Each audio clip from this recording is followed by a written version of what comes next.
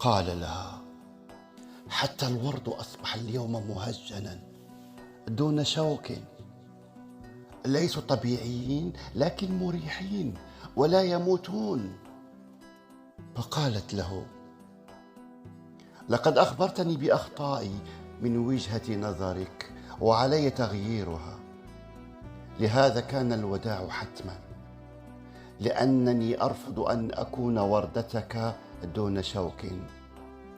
فأجاب: تعرفت على إنسانة، على وردة كانت من كل الجوانب في قمة الجمال، تلتقط الأنفاس من الأمام، من اليسار، من اليمين، من الفوق، من الأسفل، فقط ليس من الداخل. لهذا مرة واحدة تمنى أن يعيش تائها، لا أمنية، لا بحث، لا إحساس، وأنه ليس ضروريا أن يجد شيئا ما. الكثير عثر عليه.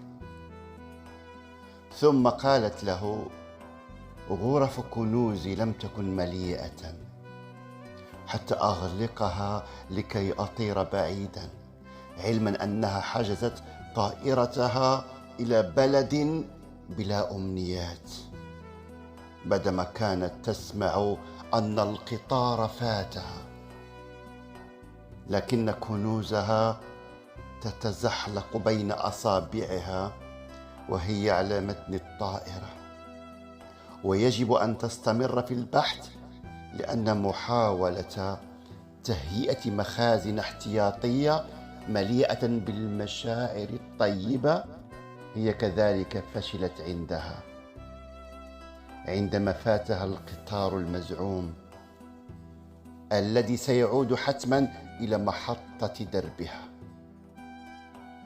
فرد عليها بكل ما يملك من وقار: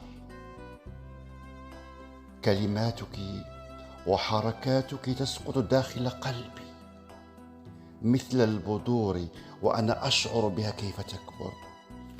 هل هذا هو الحب الذي فاته القطار؟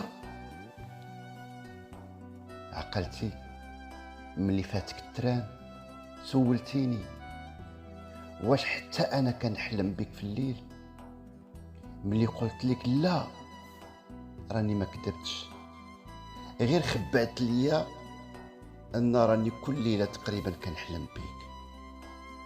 هل تعلمين هناك علاقات جميلة كزهور الربيع الطرية؟ هل حاولت أن تضغطي على زهرة الخزامة؟